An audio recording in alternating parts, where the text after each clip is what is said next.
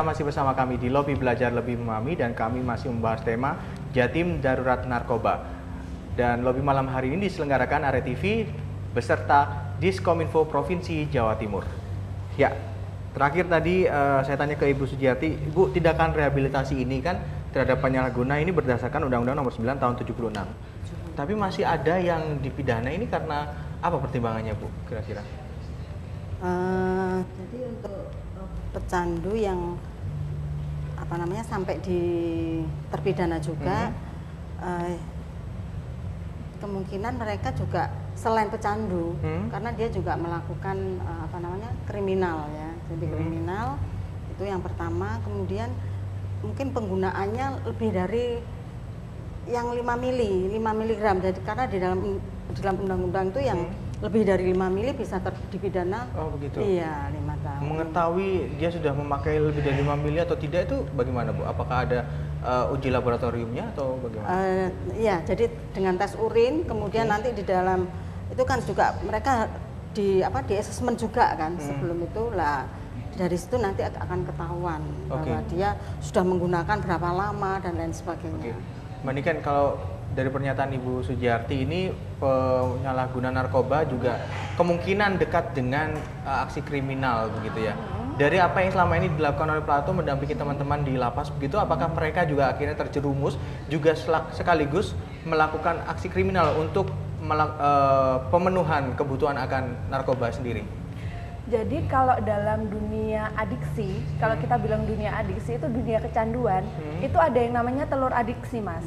Apa itu? Telur adiksi itu di dalamnya itu sebuah lingkaran di mana di situ itu pecandu pasti mengalami fase-fase itu.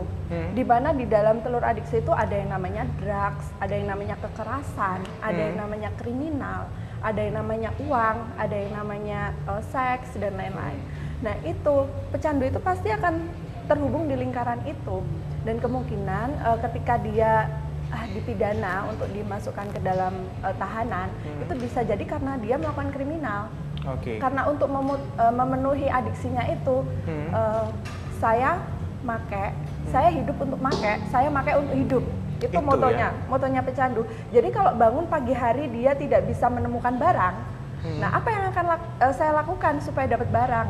Jadi di otaknya itu hanya ada barang. Nah, karena gimana caranya saya bisa dapat barang? Nah, itu kan harus ada uang. Itu untuk mendapatkan uang itu apa yang harus saya lakukan? Macam-macam. Nah, paling buruk skenarionya itu bisa ke arah kriminal. Jadi bisa mencuri atau merampok atau apa. Seperti itu mungkin. Banyak kasus-kasus seperti itu ya, Mbak Niken ya? Iya, jadi kalau pengalaman kita mendampingi di lapas, jadi ada berdasarkan data itu mungkin ada 50% lebih ya. Jadi pecandu itu yang dimasukkan ke dalam tahanan karena kasusnya itu kriminal. Jadi gitu. Tidak murni karena pemakaiannya pemakai saja, tapi karena ada kasus kriminalnya itu ya. Iya. Dan mungkin ketika atau mungkin dia juga seorang pengedar. Nah, seperti itu. Baik. Ibu Sujiati, kalau tadi dari 6 kabupaten kota yang dinyatakan zona merah, ini apakah saat ini untuk transaksi jual belinya ini sudah sangat terbuka, Bu, di 6 kota ini, atau sudah, kalau dulu sangat rapi atau sekarang sudah mulai banyak yang muncul di permukaan? Saat ini seperti apa, Bu, temuan dari BNNP? Yang dimaksud untuk transaksi peredarannya sendiri. Jadi untuk peredaran dari ini untuk 6 kabupaten ini masih memiliki ranking teratas di 38 kabupaten, dan untuk modusnya sendiri mungkin juga masih bervariasi ya. Bervariasi, jadi ada yang yang terbuka dan banyak juga yang masih terselubung, jadi mungkin itu. Biasanya proses jual beli ini berada di titik-titik seperti apa? Apakah mungkin di tempat-tempat yang banyak orang seperti pasar, ataukah untuk menyamarkan supaya tidak ada kecurigaan, atau memang tempat-tempat yang sepi semacam itu, atau klub-klub malam, atau bagaimana, Bu? Ya, jadi untuk transaksi ini lebih ke arah apa ya, dunia dugem ya. Nah, jadi mungkin wilayah-wilayah itu yang apa namanya menjadi sasaran dari kami BNN, tetap untuk daerah apa namanya seperti apa klub malam gitu ya. Seperti klub-klub malam. Kalau itu. untuk klub malam sendiri, apakah ada program khusus dalam yang dilakukan BNNP untuk melakukan tes urin kepada pengunjung klub-klub malam dalam periode tertentu, itu seperti apa Bu dari BNNP? Kalau untuk tes urin mungkin beberapa klub yang menjadi sasaran kami yang paling apa namanya berisiko ya. Tetapi untuk pengelola dari klub-klub ini sudah kita advokasi juga. Artinya bahwa apa namanya bahaya peredaran dan lain sebagainya itu lebih cenderung kepada wilayah-wilayah yang bersifat dugem tersebut. Iya. Baik. Ada satu artikel lagi masih dari Menteri Sosial, saya ambil dari Berita Jatim. Mensos punya kartu sakti pasien narkoba. Nah, ini Menteri Sosial akan menerbitkan kartu institusi penerima wajib lapor. Bagi pemilik kartu ini tidak bisa ditangkap polisi kalau nantinya masih tertangkap, akan memakai asesmen dari kejaksaan dan dokter yang menangani. Sudah dengar tentang ini, Bu?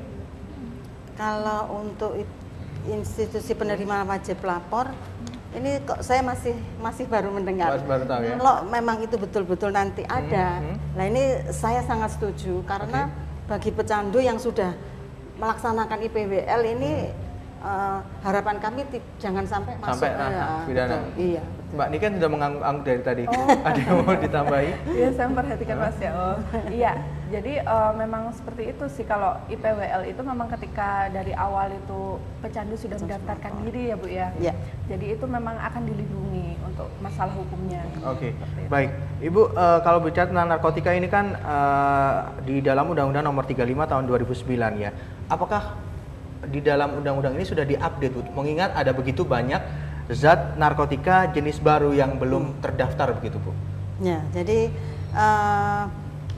ternyata penggunaan obat-obatan semakin semakin tahun-tahun ini ternyata banyak obat-obatan yang tidak masuk di dalam dalam undang-undang tersebut. Nah, ini mungkin nanti harapan kami apa yang sudah banyak digunakan oleh masyarakat itu sebagai obat yang mempunyai efek ketergantungan, saya kira ini harus dimasukkan di dalam tidak tahu itu revisi atau apa ya undang-undangnya itu, karena kalau sejauh ini sudah ada kira-kira ada arah menuju revisi undang-undang ini tidak Bu kalau Ibu melihatnya?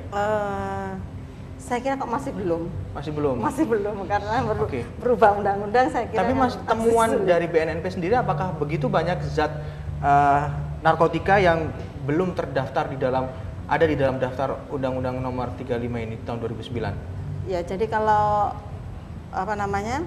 obat-obatan yang digunakan ini kan masuk di dalam obat-obat lain ya. Jadi seperti obat-obatan daftar G dan lain sebagainya.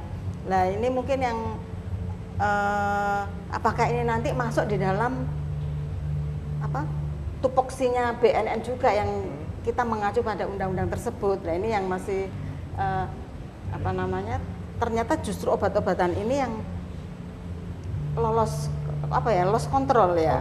Nah, dan itu banyak digunakan terutama untuk anak-anak sekolah dasar, SMP. Mbak Niken pernah menemui kasus seperti ini ketika ada pemakai yang zat narkotika begitu, tapi masih di luar dari Undang-Undang Nomor 35 ini, ada banyak temuan seperti ini? Mungkin banyak ya, tapi kalau karena kami mungkin awalnya memang di lapas dan untuk terapi dan kader terapi dan rehabilitasi itu memang yang sudah benar-benar dia pengguna narkoba yang sudah umum dipakai. Kalau melihat ada begitu banyak zat narkotika yang belum ada di dalam Undang-Undang Nomor 35 ini, apakah BNNP menangkap ini ada sinyal dari bandar narkoba bahwa terus mencari celah hukum dengan memproduksi narkotika yang belum masuk di dalam undang-undang itu? Dijawab nanti Ibu ya, karena kita harus jeda dulu. Tetaplah bersama kami, Lebih akan segera kembali saat lagi.